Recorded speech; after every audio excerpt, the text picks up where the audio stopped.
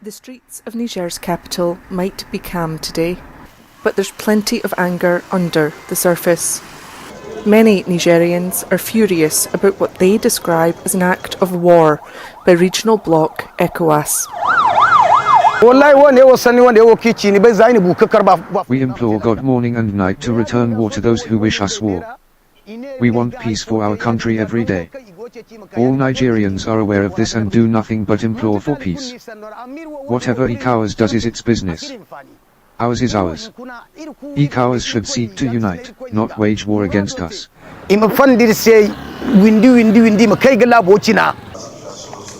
ECOWAS leaders met on Thursday in Abuja in Nigeria to discuss the military coup in neighbouring Niger. They approved an armed intervention in Niger, agreeing to deploy a standby military force.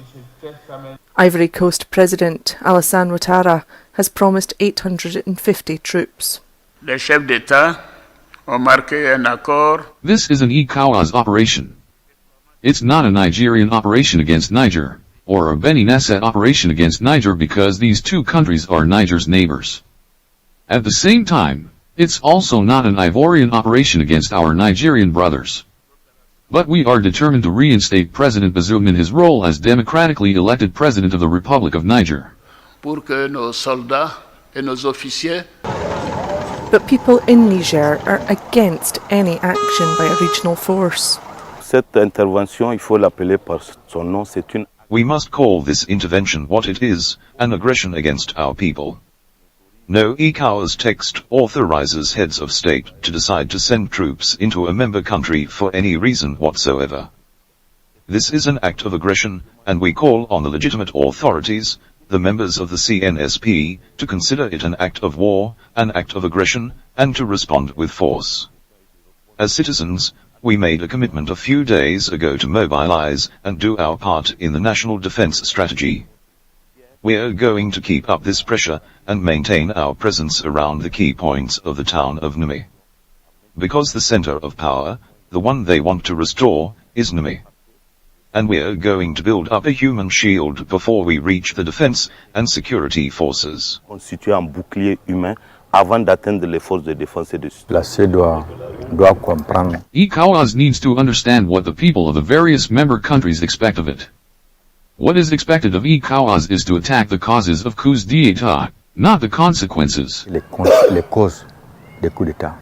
The United States says it's concerned about the well-being of the deposed Nigerian president, with Secretary of State Antony Blinken backing ECOWAS. Deputy Secretary of State Nuland, as you know, was just in Niger. She had an opportunity to speak directly to the military leaders who've undertaken this action and made clear to them the imperative of restoring constitutional order, as well as everything that's at risk if they don't.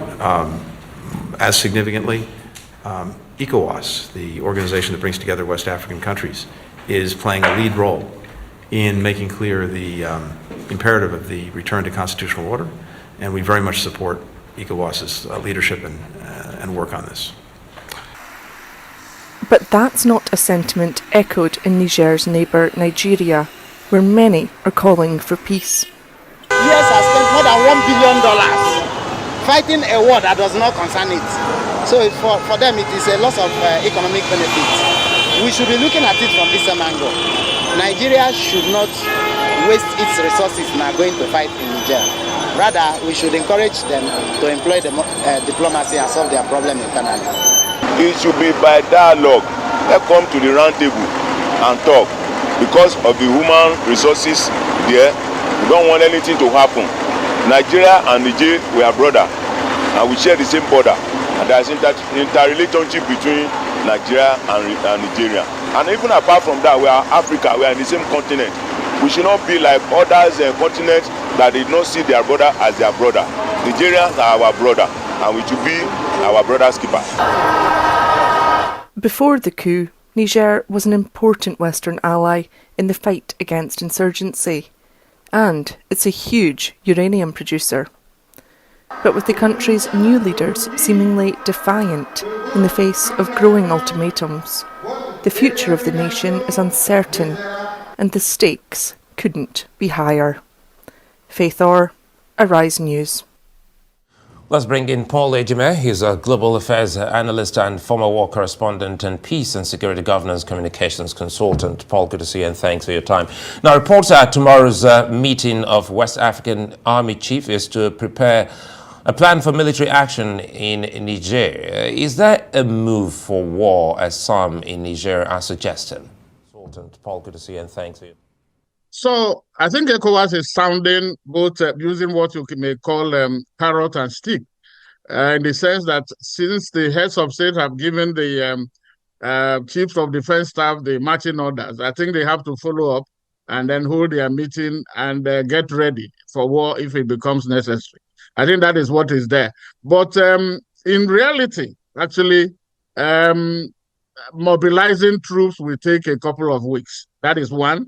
And then in this case, perhaps there will also be approval from the UN, UN Security Council. So there's a lot. It is not just something you call troops and then they gather and then you begin to go on a war mission or an invasion.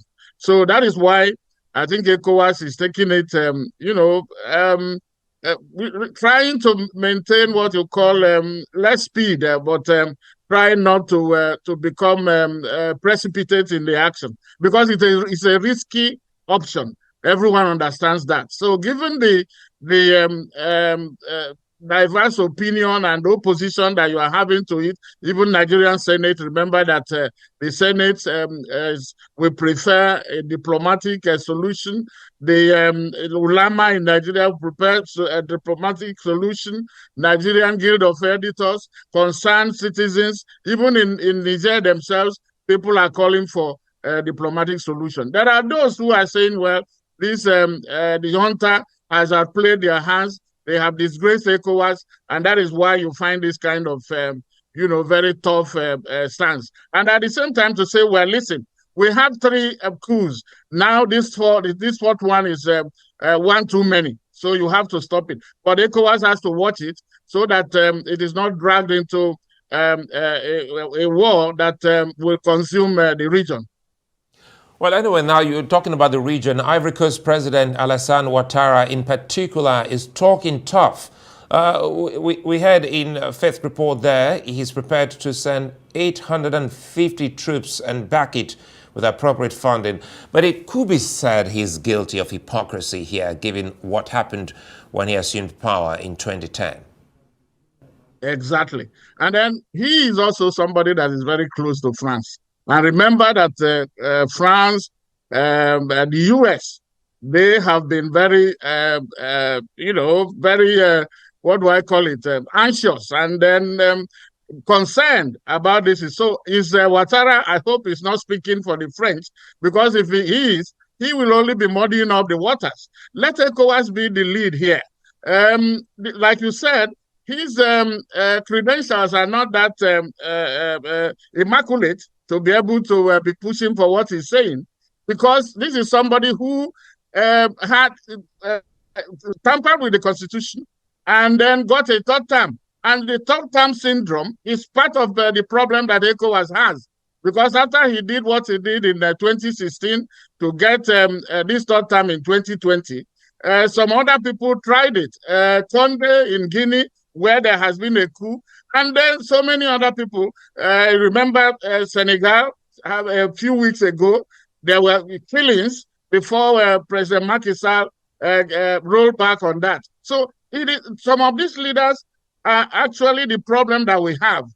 Get me right, we cannot condone a military incursion. But at the same time, there have been what you call constitutional coups. You have what you call ballot box coups. You have mismanagement. You have corruption, and then you have human rights violation. And on top of that, these politicians are not delivering what you call the dividends of democracy. Look at hardship everywhere. They cannot.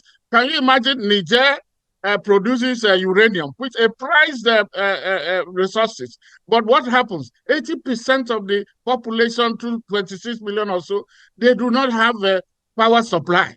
Meanwhile, France is using that uranium to power electricity supply for its own about 60% of its population. How can you reconcile that?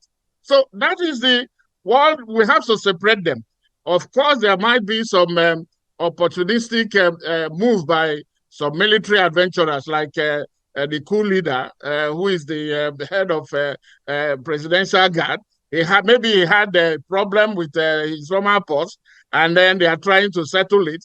And then the former president, Isufu, is also there, everybody pulling strings. But ECOWAS cannot be drawn into this internal crisis and then make it, externalize it to the point of causing war. I think the region has had more than enough of instability and conflict. All right, okay, Paul, now you spoke about uranium and the region. This crisis has brought a renewed call to rid nations, mainly Francophone countries, of the remains of the colonial powers. Is this a diversion from the main issue? How important do you think this is? I think there's a coincidence, a convergence of issues. The anti-French sentiment is growing. If you notice, in Mali, in Burkina Faso, in Guinea, Mali has actually cut ties. All those agreements that they signed with France, they've been cut. And then Burkina Faso is doing the same. So there is a groundswell of French sentiments. But that is because France has not covered itself in glory in its policy towards Africa. You cannot, because at this moment, about 14 of them countries that are using the CFA francs are domiciling their money in the French treasury, and they have to borrow this money with interest. Can you imagine that in the 21st century and after 60 years after independence? These are some of the things that are happening. Niger, for instance, is still considered a garrison where you have French military base, American military base. Meanwhile, the country is the poorest in the world. How can you reconcile that? So it is not about the population, but about this foreign interest and their collaborators inside the country. And this is what we have to. France, all these years, needs to recalibrate its policy towards Africa. It is not working. It has impoverished the people, and the people want to take back their country. I think that is what is happening. So all that has now come into the fact that we cannot remove the fact that Tierney was being opportunistic in trying to remove his former boss. But everything has now played into his hands. Bazoum himself has not also, was trying to he was not standing on solid ground, and then he wanted to carry out an overhaul of the military hierarchy. In fact, it was said that Tierney was to be removed from the army on the 27th, when the coup happened on the 26th. And then some also diplomatic sources are also saying that perhaps Isufu, that is the president that anointed Bazoum, felt that he was being ostracized. And so he wanted to teach this guy a lesson. So that maybe they thought if the coup makers could have, detained him, then he will come in and then negotiate, so that he will now bounce back, and Bazoum will still recognize him as as his godfather.